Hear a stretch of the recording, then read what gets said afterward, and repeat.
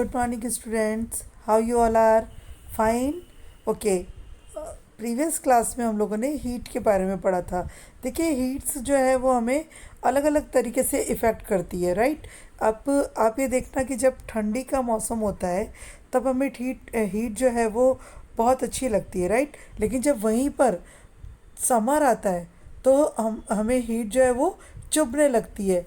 और उसी में मैंने आपको बताया था कि बहुत सारे ऐसे ऑब्जेक्ट्स होते हैं जिनको कि बेसिकली ऐसा तैयार किया जाता है जो हीट को ऑब्ज़र्व करते हैं, ठीक है। और उसके अंदर रखी हुई चीज़ें जो है वो आइदर गर्म रहती है या फिर ठंडी रहती है। आप अपने घर में देखिए, आपके घर में, सबके घर में कैसरोल्स होते हैं जिसमें मम्मियाँ जो है वो रोटी बना के रखती हैं।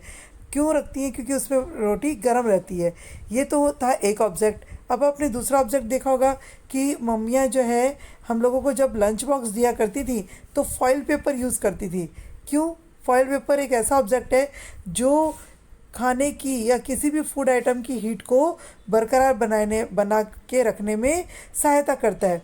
उसी की कंडीशन में हम आगे पढ़ेंगे activity 4.10।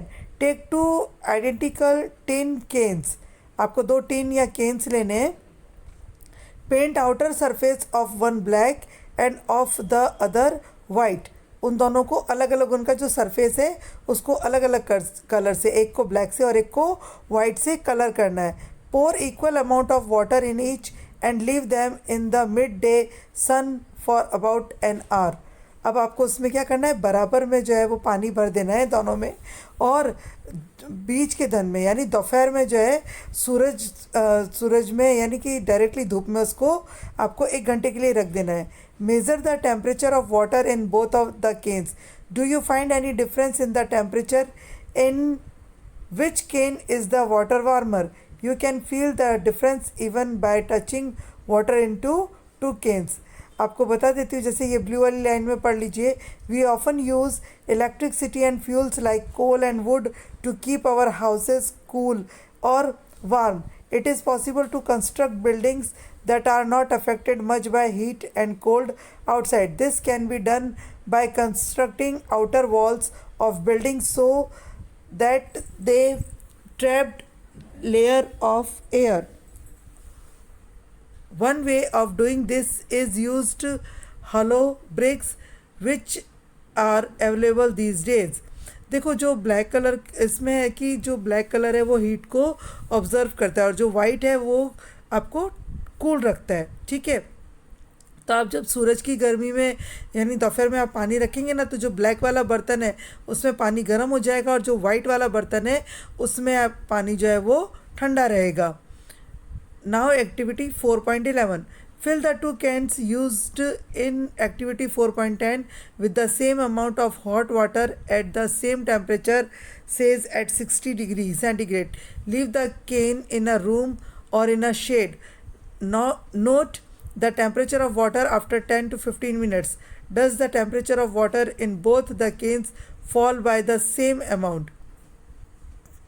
Do these activities suggested to you the reason why it is more comfortable to wear white or light colored clothes in the summer and dark colored clothes in the winter? Dark surfaces absorb more heat and therefore we feel comfortable with the dark colored clothes in the winter. Light colored clothes reflect most of the heat that falls on them and therefore we feel more comfortable wearing them in the summer. हम सर्दियों में जो है वो dark colour के कपड़े पहनते हैं और गर्मियों में जो है हम लाइट कलर जो है वो हीट कम ऑब्ज़र्व करता है और हमको कूलिंग में रखता है, और जबकि डार्क कलर जो है वो हीट ज़्यादा ऑब्ज़र्व करता है और उसको जो है वो वार्मर बनाने में ज़्यादा सहयोगी होता है. Woollen cloth keep us warm in winter. In the winter we use woollen clothes. Wool is a poor conductor of heat. Moreover, there is air trapped in between the wool fibers. This air prevents the flow of heat from our body to the cold surroundings, so we feel warm. Suppose you are given the choice in the winter of using either one thick blanket or two thin blankets joined together. What would you choose and why?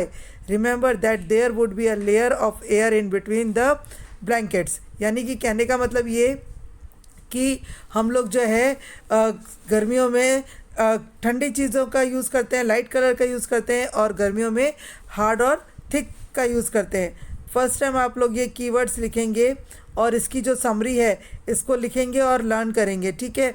Feel any difficulty please ask me. Bye.